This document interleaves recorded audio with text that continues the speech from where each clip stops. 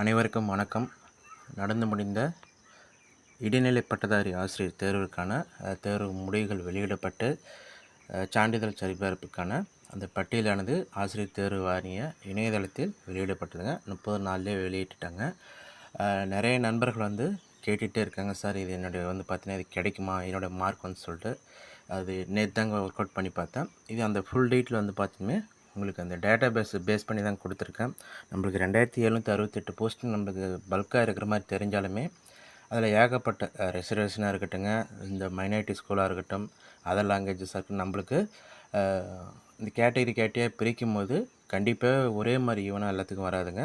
ஒரு சிலவங்களுக்கு பார்த்திங்கன்னா ரொம்ப கம்மி மார்க்கே இருக்கும். ஒரு சில கேட்டகரியில் அதிகப்படியான போட்டிகள் கண்டிப்பாக காணப்படுங்க. இருந்தாலும் இந்த தேர்வை பொறுத்த வரைக்கும் ஆசிரியர் தேர்வு, அதை இப்போ TRP, UG TRP, PG TRP அவங்க படிச்சுட்டு இது படிக்கிறதுக்கும், இப்போ செகண்ட் கிரேட் டீச்சர்ஸ் முடிச்சுட்டு டிஎன்பிசி நல்லா படிச்சுட்டு இருந்திருக்காங்க. அதனால் அவங்களுக்கு இது கொஞ்சம் நல்லாவே எக்ஸாம் ஈஸியாக இருந்திருக்குங்க. அதனால் மார்க்கும் இந்த டைம் செகண்ட் கிரேட் டீச்சர்ஸ் பொறுத்த வரைக்கும் அதிகப்படியான மார்க் பார்த்திங்கன்னா வந்திருக்கு.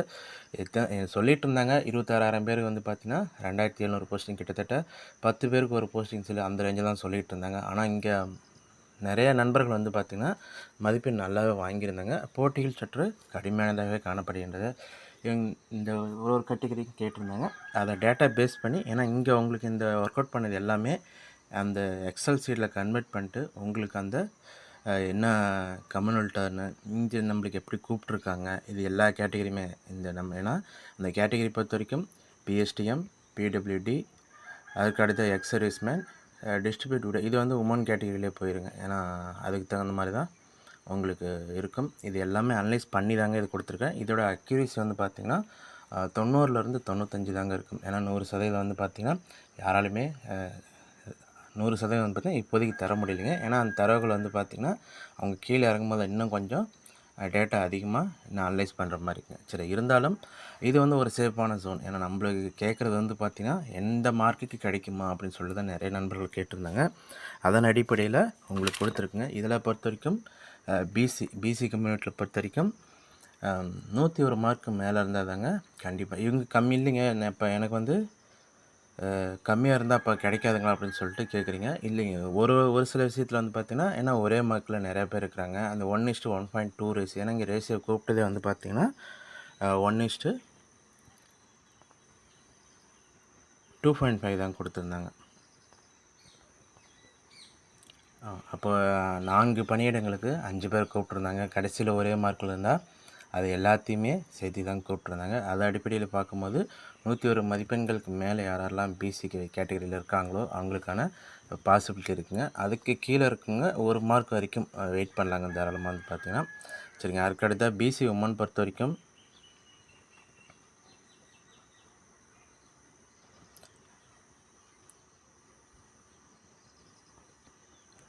இதை நம்மளுக்கு பிசி உமன் பொறுத்த வரைக்குங்க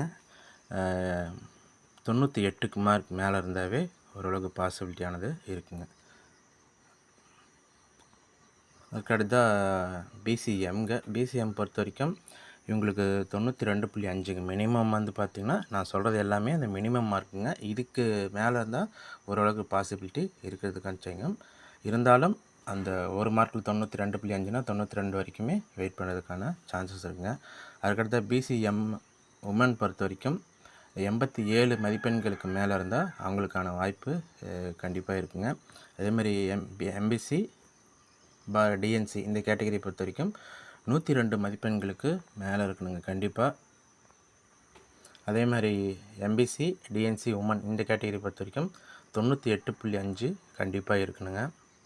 அதே மாதிரி எஸ்சி கேட்டகரி பொறுத்த வரைக்கும் 96.5க்கு மேலே இருந்தால் தாங்க நம்மளுக்கான வாய்ப்பு பார்த்திங்கன்னா சேஃப் ஜோனில் இருப்பீங்க.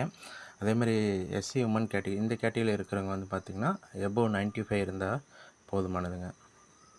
சரிங்க, அதுக்கு அடுத்து பார்த்திங்கன்னா எஸ்சிஏ கேட்டகரிங்க. இதில் 96 மதிப்பெண்களுக்கு மேலே இருந்தால்தாங்க வாய்ப்பு இருக்குது. அதே மாதிரி எஸ்சிஏ உமன் இந்த கேட்டகரி பொறுத்த வரைக்கும் 94.5 இந்த கேட்டகரி கண்டிப்பாக இருக்கணுங்க. அதே எஸ்டி கேட்டகரி பொறுத்த வரைக்கும் 84 மதிப்பெண்களுக்கு மேலேயும், எஸ்டி உமன் கேட்டகரி பொறுத்த வரைக்கும் 81 மதிப்பெண்களுக்கு மேலே இருந்தால் உங்களுக்கான வாய்ப்புகள் இருக்குங்க. இதுவும் ஒரு 95% பார்த்திங்கன்னா அக்யூரேசியோடு இருக்குங்க.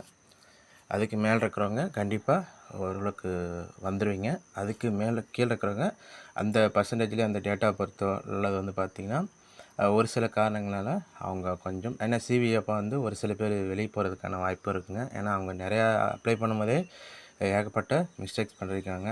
அது மாதிரி இன்எலிஜிபிள் வைக்கிறதுக்கோ அல்லது அந்த சர்டிஃபிகேட் வந்து சப்மிட் சொல்லுவாங்க டைம் பீரியட் கொடுத்துட்டு அதுக்குள்ளார அவங்க பண்ணாத பட்சத்தில் அவங்க வெளியேறினா உங்களுக்கான வாய்ப்பு ஒரு சிலது இருக்குங்க. அதனால் கவனமாக வந்து பார்த்திங்கன்னா நீங்கள் உங்கள் அப்ளிகேஷன் யாரெல்லாம் நல்லா தப்புலாம் பண்ணியிருந்தாங்களோ அவங்களுக்கு எந்த ஒரு பிரச்சனையும் கிடையாதுங்க.